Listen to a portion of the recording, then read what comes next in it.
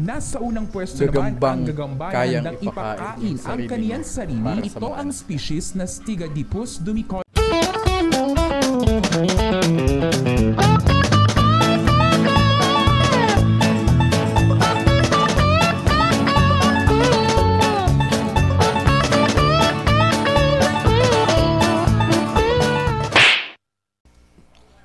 Good day guys and welcome back sa another video. So today naman is mag-react tayo sa isang channel and meron siyang content dito na 8 kakaibang gagamba na ngayon mo lang makikita. Okay? And ito naman is channel to ni, ayan, titingnan natin, ni Juan TV. Ayan, if gusto nyo yung ano niya, mula sa mas na lumulutang sa tubig. Ayan, eto. Pwede kayong mag-subscribe sa kanya. Titingnan natin yung, ayan, gumagawa siya ng iba't ibang klaseng videos.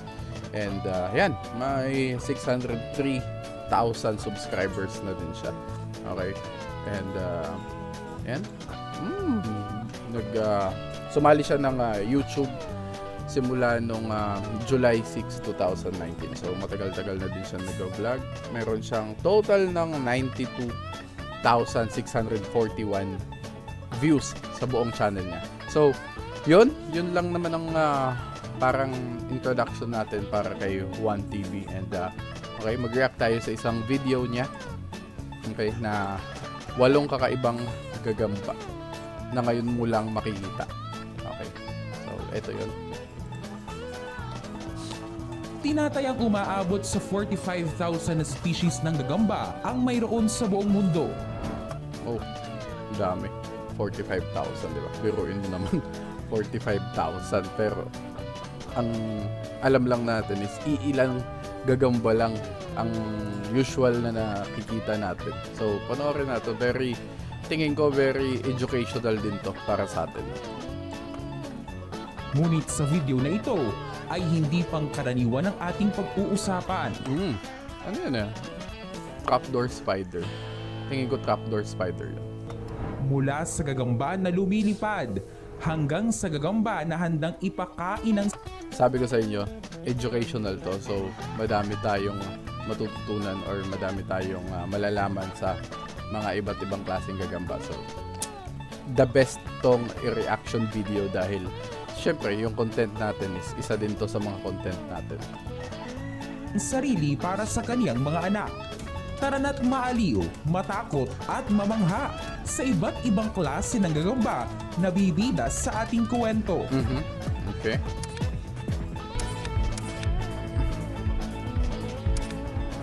Number 8. Peacock Spider. Peacock spider. Tingin ko ngayon ko lang may encounter tong kahit dito sa YouTube, ngayon ko lang makikita tong peacock spider na to. And siguro naman dahil peacock spider bumubuka yung likod niya to. Panoorin natin. Siguradong maaaliw ka sa unang gagamba. Ganda ng ano niya. Parang may mukha sa likod. Ba nabibida sa ating listahan? Ito ang peacock spider at may science. Grabe, makikita mo yun, napaka-colorful talaga ng ano niya, yung puwet niya. So, umaangat yung puwet niya. Magmumukha talaga siyang peacock. Kaya siguro dun tinawag to na peacock spider. Scientific name na Maratus volans. At nahahanay sa... Alam mo yun, yung tingnan niyo yung mata ng gagamba sa unahan. Makikita ng mga ganitong klaseng gagamba kasi tingnan nyo naman species na jumping spider. Nagmula ito sa ibang bahagi. Oh, isa pala siyang jumping spider ng Australia. Sa pangalan at itsura pa lang ay hindi may kakaila na para itong isang peacock dahil sa iba't ibang kulay na taglay nito. Totoo. May sukat itong 0.3 inches. Maliit man, ngunit siguradong maaaliw ka. Ang ganda talaga niya. Sa mga gagambang ito, para maakit kasi ng mga lalaking peacock spider ang mga babae ay kailangan ng 2 bagay. Una ay ang pagkakaroon ng terrific butt. Kailangang maganda at kaakit-akit ang itsura nito. Oh. Kailangan maganda puwet. So, basically sa mga babae, kailangan nila ng ganun. Maganda yung pet para magustuhan sila ng mga lalaking gagamba. Tingin ko hindi lang naman lalaking gagambang gusto lang, kahit naman mga sa tao, di ba? Pag may maganda yung pet ng babae, na-attract yung lalaki. Pangalawa naman ay kailangang magaling kang sumayaw at gumiling-giling para maakit ang mga babaeng. Kakaiba din tong gagambang to, no?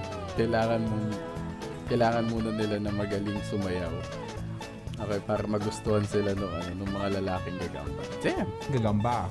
Paminsan-minsan ay tumatambol din ito gamit ang mga paa, at dahil walang tenga ang mga gagamba ay sa pamagitan ng vibration ay dumadaloy ang tunog na dumidiretso sa mga paa ng babaeng gagamba, at para sa kanila ay super hot ng ganito.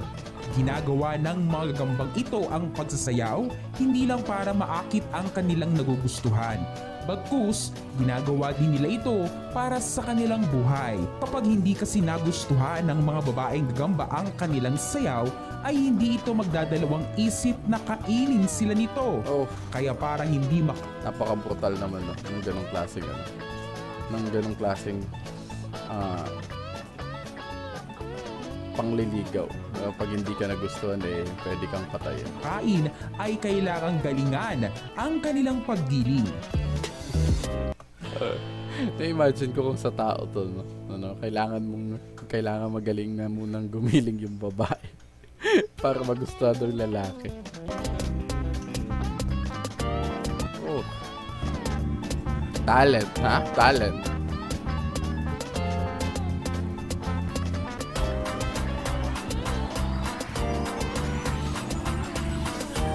Oh, nakikita nyo yung variation ng galaw nila, no?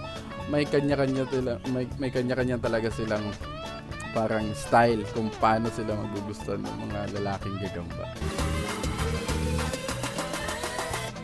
Kung nagustuhan mo ang ganitong Ang ganda din ng pagkaka-edit ng video kasi talaga yung tunog yung sound effect is talagang bagay na bagay dun sa galaw ng gagamba. asin ng video ay baka pwedeng makahingi ng isang like. Pindot Ayan, no? Make sure to like and subscribe sa I1 TV, man. Kung nag-enjoy kayo sa mga ganitong klaseng videos, so do subscribe sa kanya. Pin mo na din ang subscribe button para updated ka sa mga susunod pa nating mga video. Number 7. African Trapdoor Spider. Nasa ikapitong pwesto naman ang African Trapdoor Spider. Bagamat matatagpuan ito sa iba't ibang panig ng mundo, ay hindi na Yun yung sinasabi ko. Yung African Trapdoor Spider. So, natin karaniwang nakikita dahil sa ilalim ng lupa ito naninirahan. Karaniwan itong sumusukat ng 2.5 centimeters habang 8 naman ang mata ng mga gagambang ito. Isang pares sa harapan at 3 mata sa magkabilang gilid. Gumagawa sila ng tirahan sa ilalim ng lupa. Para itong tunnel o burrow na may lalim na 5 inches. Binabalutan nila ng silk ang paligid dito upang mapanatili ang temperatura at ang moisture sa loob nito. Nakakatulong din ito para mabilis silang makagalaw at makalakad sa loob nito. May takip din ang ibabaw ng kanilang tirahan. Binabalutan nila ito ng sapo, lumot at iba pang mga dumi para mag-camouflage at hindi kaagad mapansin kapag nakasarado. Mayroong maliit na butas ang pintuan nito at dito nakapasok ang ibang mga paa ng trapdoor spider at magsilbing lock para hindi makapasok ang ibang predators. Nagtatayo rin sila ng tirahan sa tabi ng ilog upang makapanghuli ng maliliit na isda. Ngunit kadalasan ay insekto ang target ng mga ito. Pagmasdang mabuti ang video at makikita kung gaano ito kabilis. Bahagyan itong bubuksan ang takip ng kaniyang tirahan para makita ang paligid. At sa isang iglap lang ay lulundag ito ng mabilis, sabay ipapasok sa loob ang kaniyang nahuli. Damn, napakabilis nun. Grabe. Diba kung makita niyo yung isa pang trapdoor spider ang bibida sa ating listahan. At ito ang Ravine Trapdoor Spider o ang Cyclocosmia truncata. Kumpara sa African Trapdoor ay mas bihirang makita ang mga gagambang ito. Karaniwan itong sumusukat ng 1.2 inches at mayroong pabilog na katawan. Kung titignan nga ang itsura nito ay hindi may kakaila kung bakit ito kakaiba.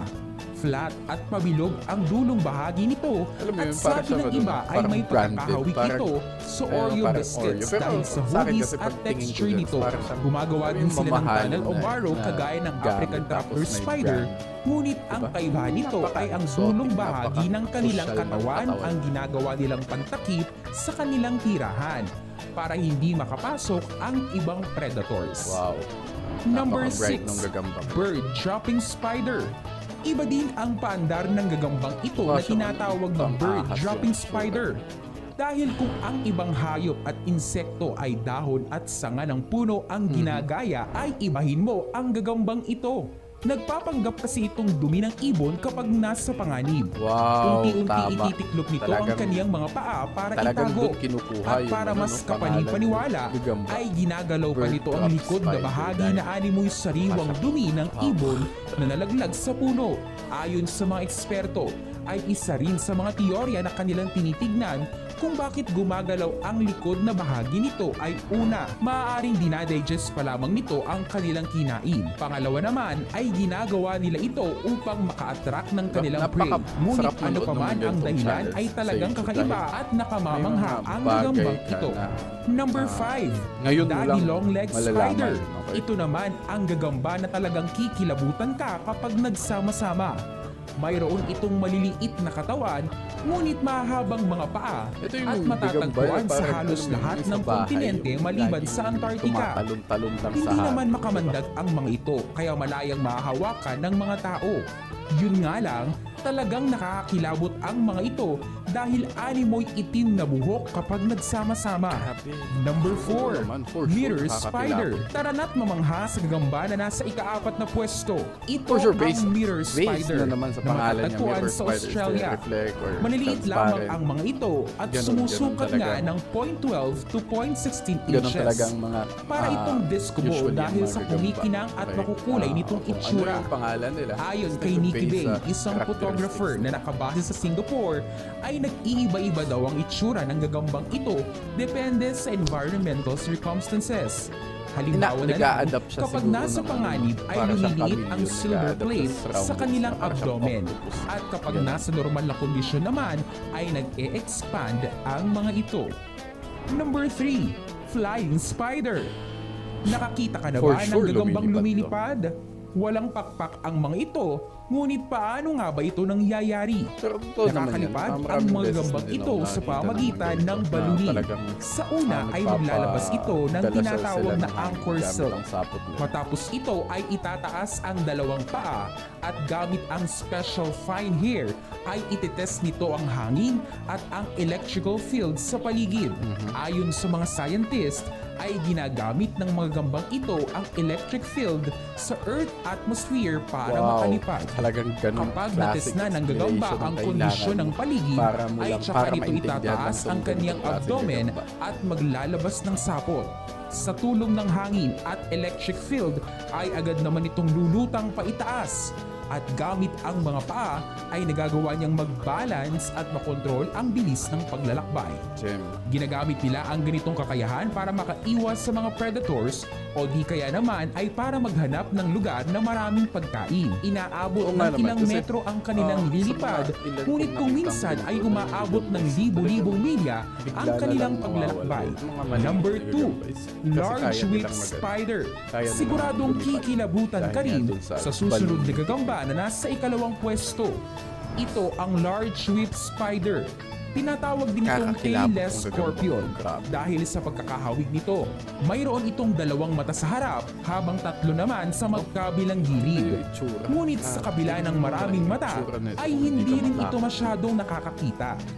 Mayroon itong flat na katawan at karaniwang umaabot ng 2 to 3 inches Alam mo, parang habang ang scorpion iba naman na ay umaabot ng 25 to 27 inches. Pinaghalo-halong ganun. Mayroon itong mahabang mga paa at dalawang pincers sa harapan na talagang nakakakilabot. Sigurado Tama ang ka dyan, kikilabutan tama ka ka pa dyan. kapag Kikilabutan nakita mo ka itong talaga. nag-molt o nagpalit ng balat. Oh. Ngunit bago ka pa tuluyang Grabe, ganun siya matakot, mag-molt. ay harmless naman ito sa mga tao dahil wala wala itong kamandag. Sa katunayan, ay Kinagandahan. ginagawa pa nga itong pet ng karamihan. Yun yung kinagandahan sa Number gagamba. 1, nasa unang pwesto naman ang gagamba na handang ipakain ang kaniyang sarili. Ito ang species na Stygadipus dunicola na matatagpuan sa South Africa. Tinatayang nasa 40% lamang sa mga babae nito ang may piyansa na makapag-reproduce dahil mabagal itong mag-mature kumpara sa mga lalaki. Tinatawag na itong virgin females at kadalasan ay katulong sa pag-aalaga ng kanyang sister babies. Kapag napisa na nga ang mga itlog ng gagamba ay makatutulong ang mother at virgin females sa pag-produce ng nourishing fluids para ipakain sa mga ito. Napaka-intense ng prosesong ito dahil gagawin ng gagamba ang lahat para sa kanyang mga anak. Isa siguro to sa Unti-unti nang natutuyo ang kanyang katawan at sa huli ay tuluyan niya nang ipapaubaya ang katawan para kainin ng kanyang mga anak. Anyway, that's all for today, and I hope nag-enjoy kayo sa video natin. And if hindi ka pa nakasubscribe, make sure to subscribe and subscribe to One TV. Thank you so much sa video na yun. And this is for educational purposes, and this is not intent to copyright infringement. Okay? Tama ba? Basta ganun. Okay? Walang intention tong video na to para mag-copyright. It's just a reaction video, and I hope nag-enjoy kayo, and have a great day ahead. Let's go.